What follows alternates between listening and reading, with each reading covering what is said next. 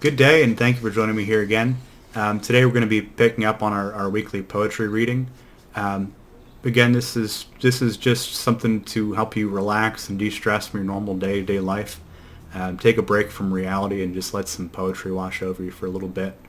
I believe it's important to take these breaks throughout the week to keep in mind what's important and to give yourself a little perspective, give yourself a little leeway as well. So the focus for today is going to be odes. I'm not too big on odes, so I thought I'd share a couple classic ones from Keats and Shelley, and then a couple odes that I really truly love from Pablo Neruda. So we'll start off with the classics, John Keats, and then Byron Shelley, and then we'll move on to those Neruda odes. So the first ode is by John Keats, called Ode to a Nightingale.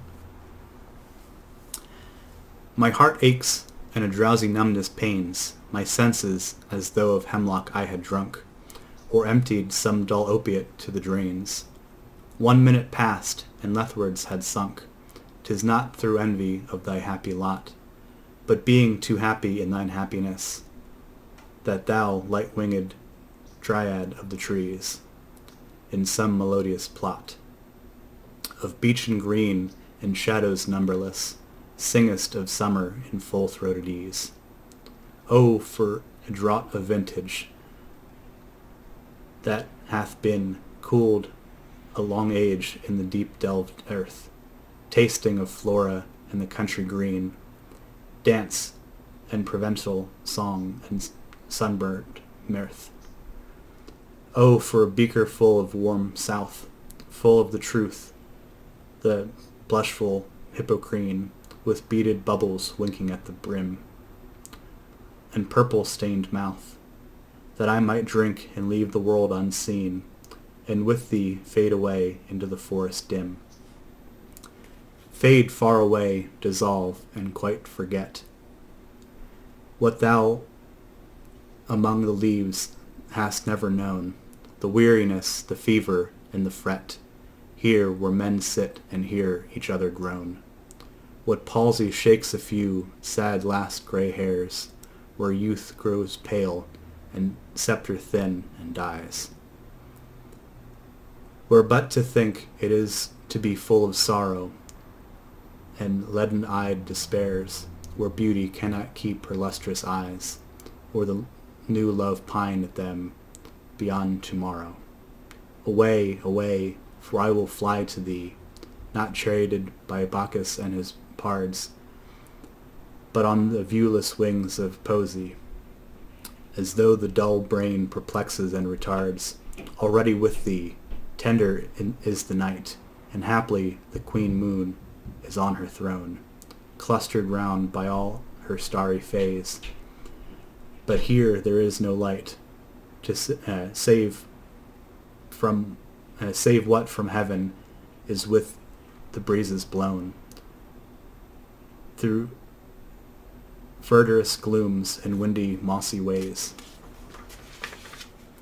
I cannot see what flowers are at my feet, nor what soft incense hangs upon the boughs, but in balmed darkness guess each sweet wherewith the seasonable months endows, the grass, the thicket, and the fruit tree wild, white hawthorn and pastoral eglantine,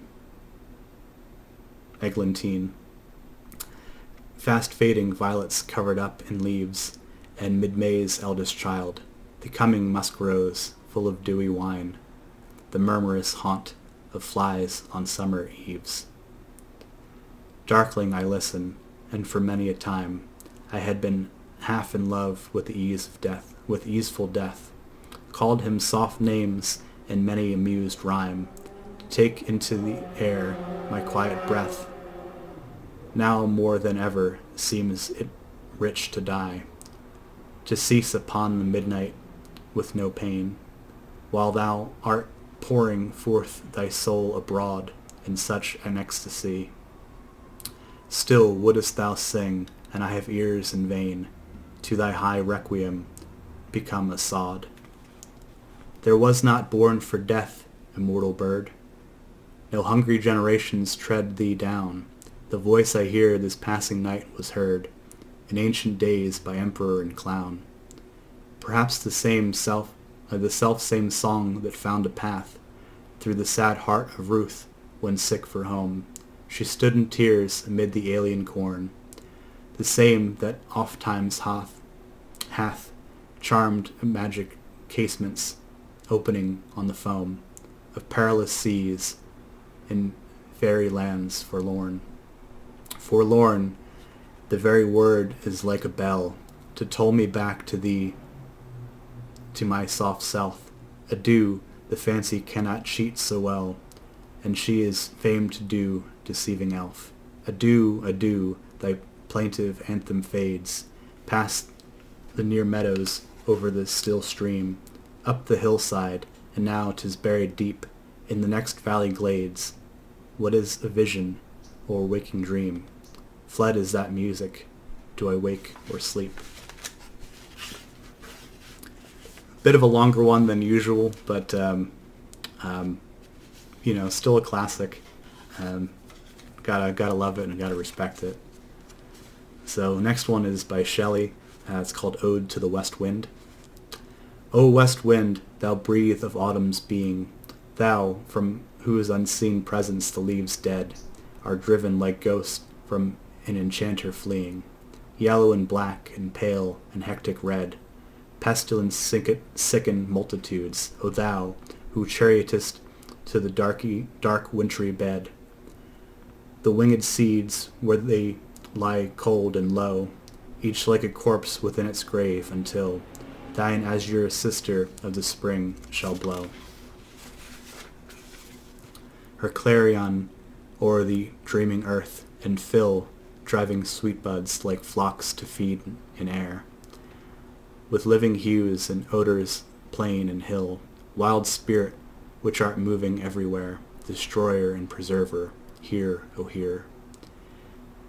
Thou on whose stream, mid the steep sky's commotion, loose clouds like earth's decaying leaves are shed, shook from the tangled boughs of heaven and ocean. Angels of rain and lightning there are spread on the blue surface of thine airy surge, like the bright hair uplifted from the head of some fierce maiden, even from the dim verge of the horizon to the zenith's height, the locks of the approaching storm, thou dirge of the dying year to which this closing night thou will be the dome of a vast sepulchre, vaulted with all thy congregated might of vapors, from whose solid atmosphere black rain and fire and hail will burst, O hear.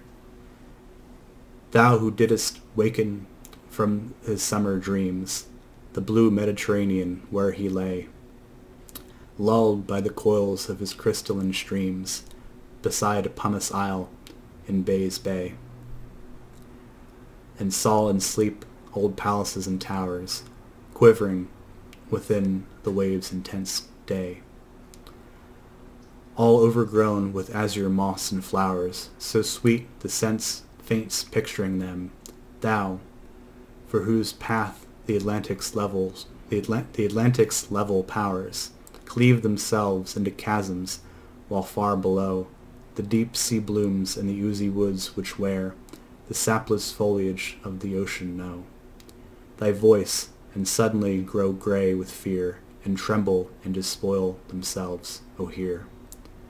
If I were a dead leaf thou mightest bear, and if I were a swift cloud to fly from thee, a wave to pant beneath thy power and share the impulse of thy strength, only less free than thou, uncontrollable.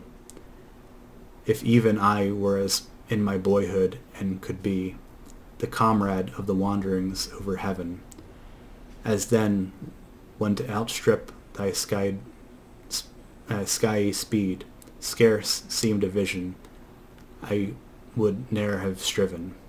And thus with thee in prayer in my sore need, O lift me as a wave, O leaf, a cloud.